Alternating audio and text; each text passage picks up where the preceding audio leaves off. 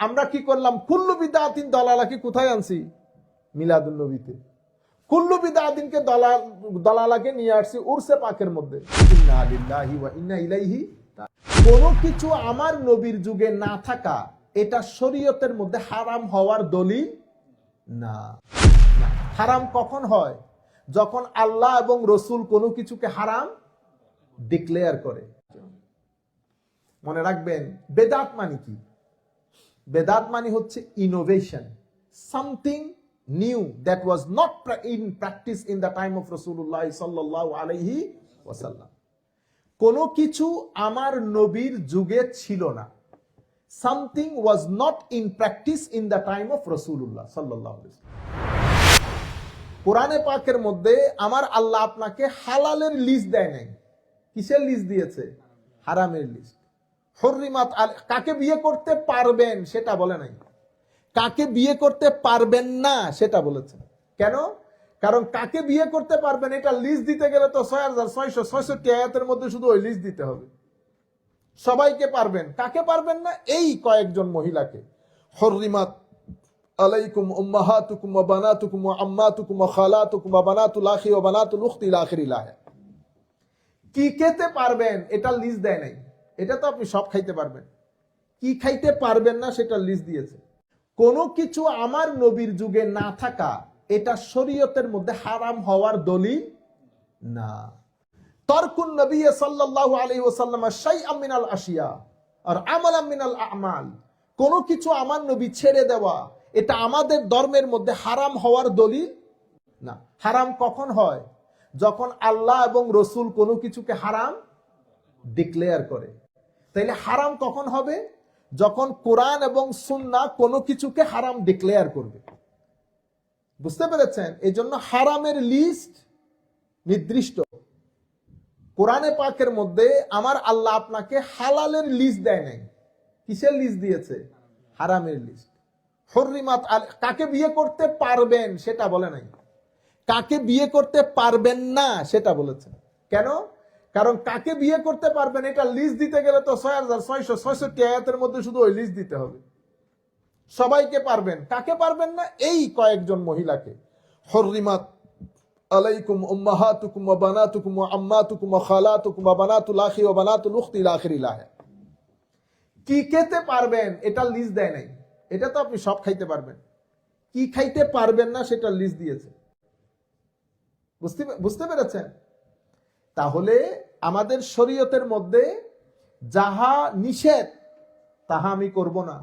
যার ব্যাপারে আমার নবী কোনো কথা বলেন নাই, আমার নবীর জমানায় জিনিসটা ছিল না, সেটা সময়ের মধ্যে সময়ের ডিমান্ড অনুযায়ী উলামায়ে কেরাম ফয়সালা করেন ওইটার ব্যাপারে। এটা আমি করতে পারবো কি পারবো না। কেন? কারণ ইসলাম তো কন্টিনিউ করবে। এই জন্য আমার নবী হাদিসে পাকের মধ্যে কি ইরশাদ করেছেন? আমার নবী হাদিসে পাকের মধ্যে ইরশাদ করেছেন বেদাত দুই প্রকার। কয় প্রকার? দুই প্রকার।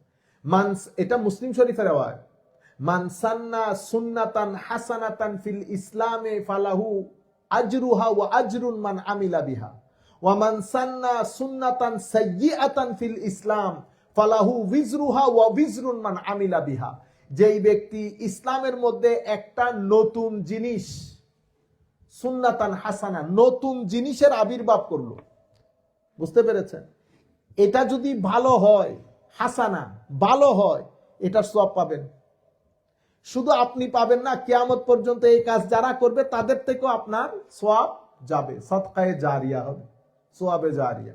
আচ্ছা, এরপরে ওয়ামান সান্না সুন্নাতান সাইয়্যিআতান ফিল ইসলাম, যারা আমার দ্বীনের মধ্যে কোনো খারাপ কোনো কিছুর উদ্ভাবন করলো, something which is not good, in contradiction with Quran and Sunnah, আপনি এটার গুণ নিজে পাবেন, কিয়ামত পর্যন্ত এই কাজ যারা করবে তাদের গুণ আপনি পাবেন। এই হাদিসের ভিত্তিতে উলামায়ে কেরাম বেদাতকে দুই ভাগে ভাগ করেছেন।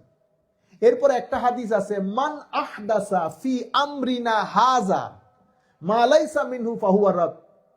আমার ভাইরা এই হাদিসটা বলেন যে মান আহদাসা ফি আমরিনা হাযা, যারা উদ্ভাবন করলো আমার এই দ্বীনের মধ্যে, মা লাইসা মিনহু, যা এই দ্বীনের মধ্যে যার কোনো কি নাই, আসল নাই, ফাহুয়া রদ, এটা মারদুদ, এটা বাতিল।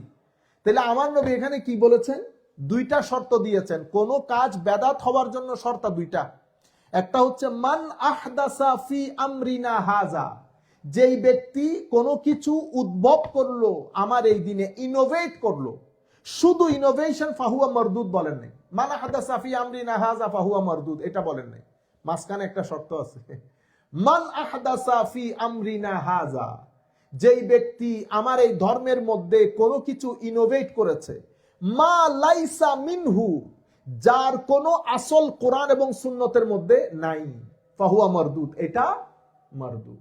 সুতরাং আপনি যাই করেন এটার আসল কোরআন এবং সুন্নতের মধ্যে থাকতে হবে, ডাইরেক্টলি অথবা ইনডাইরেক্টলি। এরপরে উলামায়ে কেরাম যখন কোনো কিছুকে গ্রহণ করেন, এটা শরীয়তের দলিল, এটা শরীয়তে দলিল। কারণ আমরা আমাদের শরীয়তের মধ্যে দলিল দুই প্রকার। একটা হচ্ছে আতিউল্লাহ ও আতিউর রাসূল, কোরআন এবং সুন্নাহ, কোরআন এবং সুন্নাহ। আর একটা হচ্ছে ওয়া উলিল আমরে মিনকুম, আমাদের মধ্যে যারা উলামা তারা। তবে তাদেরটা অ্যাবসলিউট না, তাদেরটা কন্ডিশনাল। কিরকম? সেটা কোরআন হাদিস বেসড হতে হবে। তাহলে বেদাত হওয়ার জন্য কয়টা শর্ত? নতুন কাজ, কোরআন এবং সুন্নতের বিরোধী কাজ, নতুন কোরআন এবং সুন্নতের বিরোধী। শুধু নতুন কাজ কখনো হারাম হয় না। যেমন আমরা মাদ্রাসায় পড়তে, আপনি এখন ছেলেকে মাদ্রাসায় নিয়ে গেছেন, মাদ্রাসা আমার নবীর যুগে কি ধরনের মাদ্রাসা ছিল? ছিল না। মাদ্রাসার মধ্যে শুধু কোরআন হাদিস বোঝার জন্য অনেক জ্ঞান পড়ানো হয়, গ্রামার, নাহু, সরফ, বালাগাত, ফাসাহাত, কত জাতের কিতাব পড়ানো হয়। এটা আমার নবীর যুগে ছিল না। এরপরে যদি আপনি এগুলা সব বাদ দেন, আমরা যদি হাদিসে পাকের মধ্যে যাই, তাইলে আমরা দেখতেছি এই বেদাত শব্দটার পজিটিভ ইউজ অসংখ্য সহিহ হাদিসের মধ্যে হয়েছে, সেটা আপনারা জানেন। যেমন হযরতে আব্দুল্লাহ ইবনে ওমর রাদিয়াল্লাহু তাআলা আনহু মসজিদে নববীর মধ্যে আমার নবীর হুজরা আনোয়ারের সাথে ট্যাগ দিয়ে বসে আছে। কিছু সংখ্যক সাহাবায়ে কেরাম সকালবেলা সূর্যোদয়ের পরে নামাজ পড়তেছে, আমরা যে নামাজটা পড়ি। সাহাবায়ে কেরাম জিজ্ঞেস করেছেন আব্দুল্লাহ ইবনে ওমরকে, এরা কি করে? বেদাত করতেছে। বেদাত মানে বেদাতে হাসানা, যেটা ঘরে করার কথা ছিল সেটা সবাই মিলে মসজিদে করতেছে। এটাকে আরো ক্লিয়ার করে দিয়েছে ফারুকে আজম রাদিয়াল্লাহু তাআলা তারাবির নামাজের ক্ষেত্রে। কি করেছেন তারাবির নামাজের ক্ষেত্রে? আমার নবী সাল্লাল্লাহু আলাইহি ওয়াসাল্লাম পড়তেন, যখন সাহাবায়ে কেরাম বেশি আসা শুরু করেছেন, সাহাবায়ে কেরামের উপর ফরজ ওয়াজিব হয়ে যাবে বিদায় আমার নবী ঘরে পড়া শুরু করেছেন।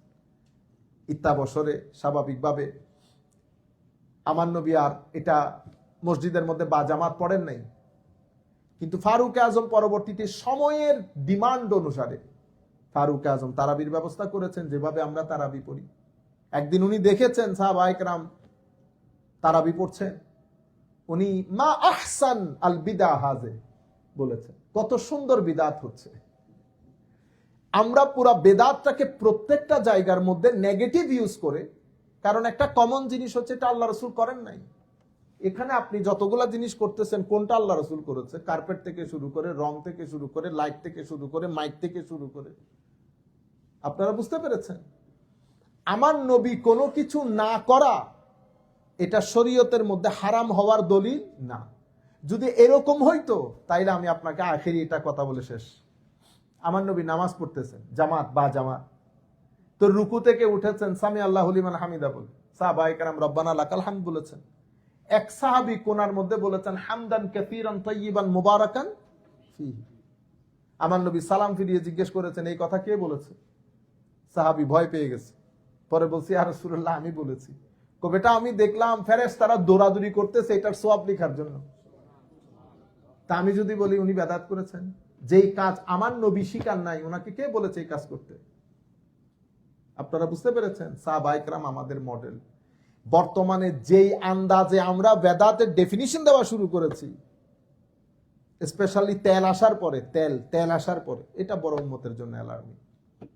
সুতরাং উম্মত যে কাজগুলা করছে, শবে বরাত বলেন, মেরাজ বলেন, রবিউল আউয়াল শরীফ, এগুলো বিভিন্ন প্রোগ্রাম, এগুলা না করলে আপনি মানুষকে দিনদারি শিখাবেন কেমনে? কোন কিসের কথা বলে আপনি মানুষকে মসজিদমুখী করবেন? ভবিষ্যতে আরো কত নাম দিয়ে প্রোগ্রাম করতে হবে। আপনি নাইলেই দিন বাঁচাবেন কেমনে? আল্লাহ আমাদের হামি ও নাসির হোক। মাওলাই করিম আমাদেরকে কবুল করুক।